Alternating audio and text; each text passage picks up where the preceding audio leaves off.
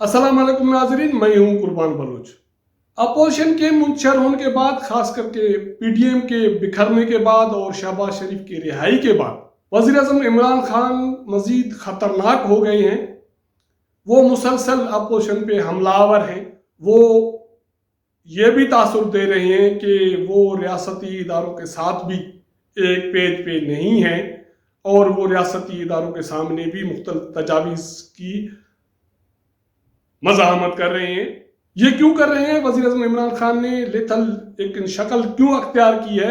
उसको खतरात क्या हैं, खदशात क्या हैं?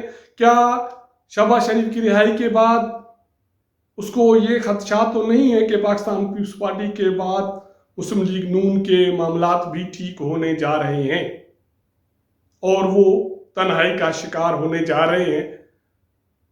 ऐसी सूरत हाल या ऐसी सोच इस्लामाबाद में क्यों है?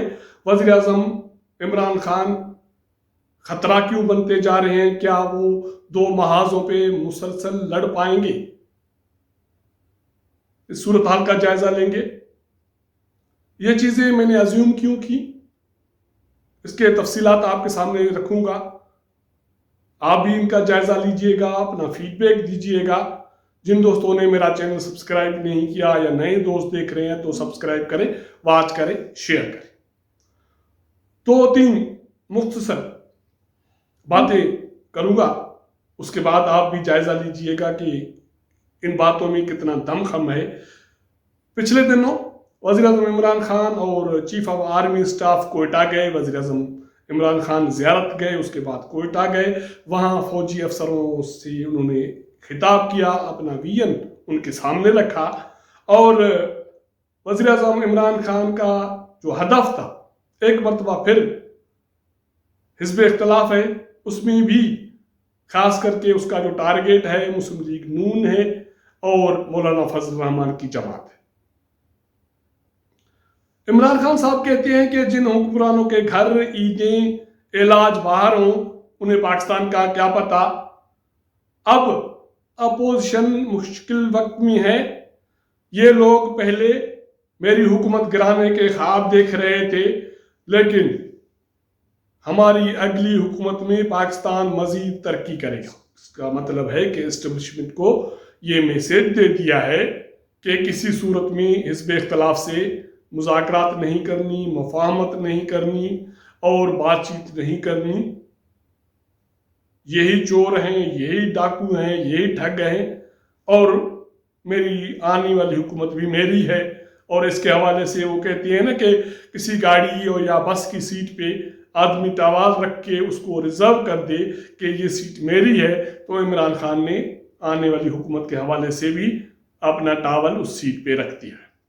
अवामी इज्तिमा में ये बात करना, सिविल लोगों के साथ ये बात करना कोई तुक बनती है। फौजी अफसरान के सामने ये बातें एहतसाब एनआरओ नहीं दूंगा, चोर डाकू, ये सारा कुछ वज़ीर आज़म इमरान खान को ये बात करने की ज़रूरत क्यों पेश आई? और ख़ास करके कोयटा में जब वहाँ बलूचिस्तान में दहशतगर्दी हो रही है, सिक्योरिटी फोर्सेस का नुकसान हो रहा है, अमन अमान की सूरत हाल ख़राब है, लेकिन वज़ीर आज़म इमरान खान का हदफ एक मरतबा फिर दहशतगर्दी भी नहीं है, अमन अमान का क़याम भी नहीं है, बलूचिस्तान के मसाइल का हल भी नहीं है, लेकिन हिज़्ब इख्तिलाफ है, उसमें भी शहबाज शरीफ और मुस्लिम लीग नून और मौलाना फजल रहमान। हालांकि कुछ दिन पहले चीफ ऑफ आर्मी स्टाफ का ये कहना था पाकिस्तान के मसाइल का हल यही है कि कौमी यकजहती के साथ मसाइल के हल के लिए आगे बढ़ा जाए। ये एक वसी और क्लियर मैसेज था, लेकिन वज़ीर आज़म इमरान खान कहते हैं कि मैं न मानूं।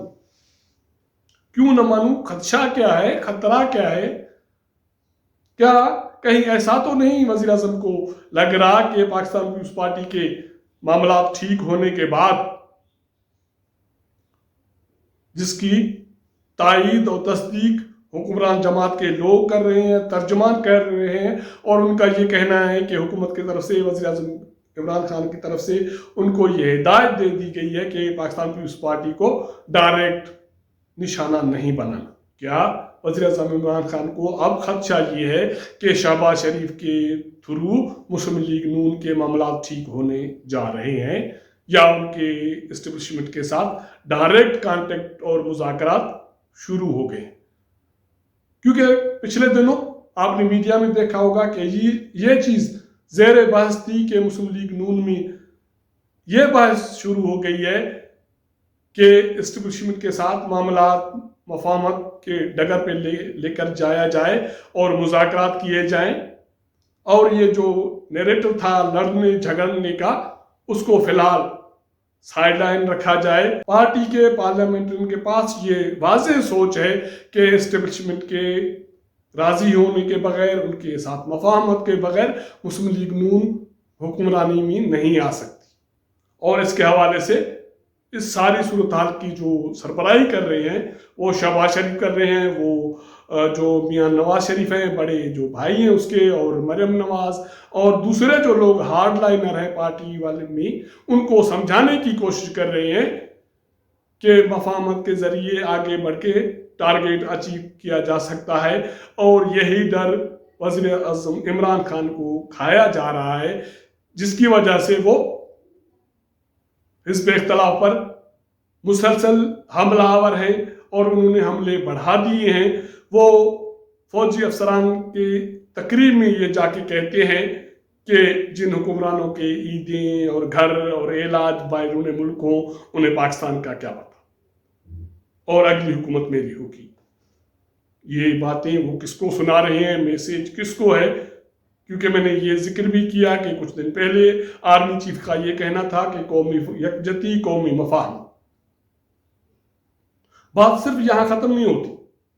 آپ اگر کڑیاں ملائیں گے تو آپ کو عجیب لگے گا کہ یہ بہت جو کھیل ہے یہ مشکل مرحلے میں داخل ہے. کیونکہ شہباز شریف کی ضمانت ہوتی ہے، وہ آزاد ہوتا ہے، اس کو بیرون ملک جانے کی اجازت مل جاتی ہے. لاہور ہائی کورٹ سے FIA کی طرف سے اس کو روکا جاتا ہے. کوئی مزاحمت پارٹی کی طرف سے، شہباز شریف کی طرف سے نہیں آ رہی.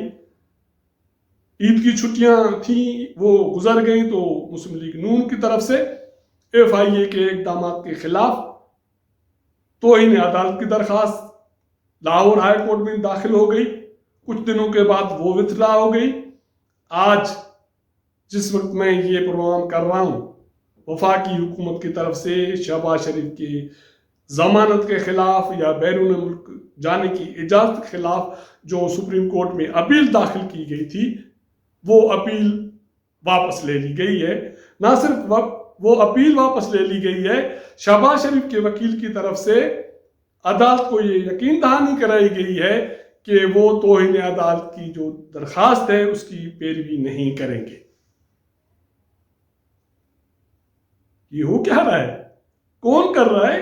کس کے ساتھ چیزیں طے ہو رہی ہیں؟ اگر عمران خان مزاحمت کر رہے ہیں، وہ کہتے ہیں کہ یہ بھی نہیں کروں گا، وہ بھی نہیں دوں گا، یہ بھی نہیں چھوڑوں گا، اور مسلسل حملے ہیں اب حزب اختلاف پہ، تو یہ چیزیں کس کے درمیان طے ہو رہی ہیں کہ وفاقی حکومت بھی پیچھے ہٹ رہی ہے، شہباز شریف پیچھے ہٹ رہے ہیں، اور ریاستی اداروں کی طرف سے یہ میسیج آ رہا ہے کہ قومی یکجہتی کی ضرورت ہے.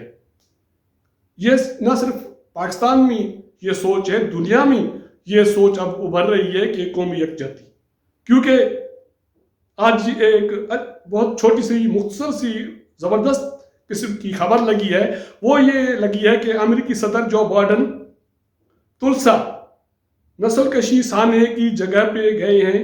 اس سانحے کو 100 سال ہوئے ہیں، اور امریکہ کے وہ پہلے صدر ہیں کہ وہ اس سانحے کی یادگار پہ گئے ہیں، اور انہوں نے تسلیم کیا ہے کہ امریکہ میں نسل کشی کی صورتحال سوچ ابھی تک قائم ہے، اس کو ختم ہونا چاہیے.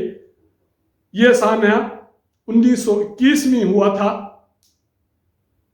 وہاں گوروں نے ہجوم کی صورت میں کالوں کا قتل عام کیا تھا، سینکڑوں کالے مارے گئے تھے، اور امریکی صدر وہاں جا کے اس کا اعتراف کرتے ہیں.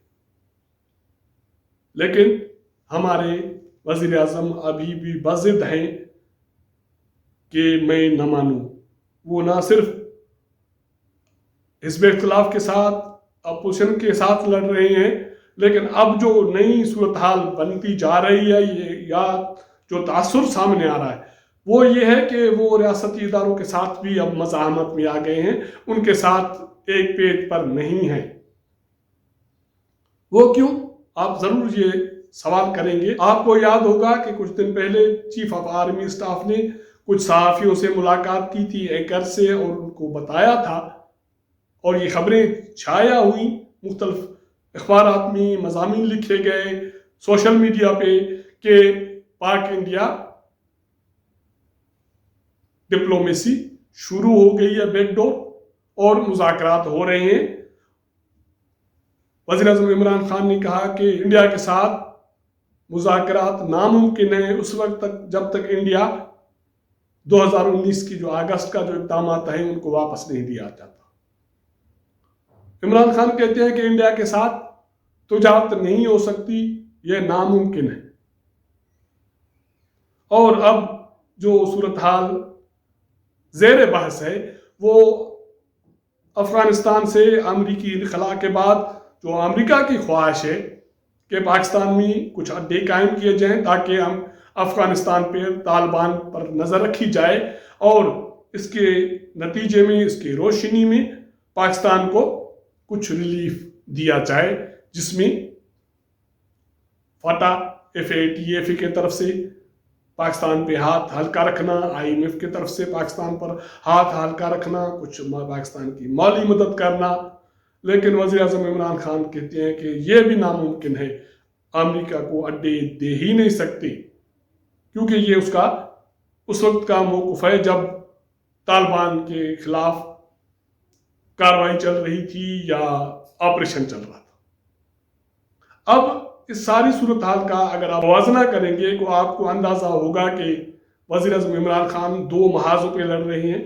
ایک محاذ حزب اختلاف ہے، اس میں مسلم لیگ نون ہے، مولانا فضل الرحمان، یہ سنا جا رہا ہے، کہا جا رہا ہے شہباز شریف کے ڈائریکٹ مذاکرات شروع ہو گئے ہیں، جس کی وجہ سے وزیر اعظم عمران خان کو یہ خدشہ ہے کہ جو میں نے ٹاول اگلے انتخابات کے لیے رکھا ہے وہ کہیں اٹھا کے مجھے واپس نہ دیا جائے، جس کی وجہ سے وہ حملہ آور ہیں۔ وہ نہ صرف حملہ آور ہیں، وہ اسٹیبلشمنٹ یا ریاستی اداروں کے جو تجاویز ہیں ان کی مزاحمت بھی کر رہے ہیں۔ اب دیکھنا یہ ہے کہ بجٹ سر پر ہے، اس کے بعد اس حوالے سے جو نیا سینریو بن رہا ہے، عمران خان کہاں تک مزاحمت کر پاتے ہیں، جیت اس کی ہوتی ہے یا صورتحال مفاہمت اور قومی یکجہتی کی طرف جائے گی، معاملات کلیئر ہو کے آ جائیں گے۔ اگر ہمارا یہ ویلاگ آپ کو پسند آئے تو اپنا فیڈ بیک ہمیں ضرور دیجیے گا، اپنا خیال رکھیے گا۔ آپ کے ساتھ ملاقات کریں گے اگلے پروگرام میں، تب تک اجازت دیجیے گا۔ اللہ حافظ۔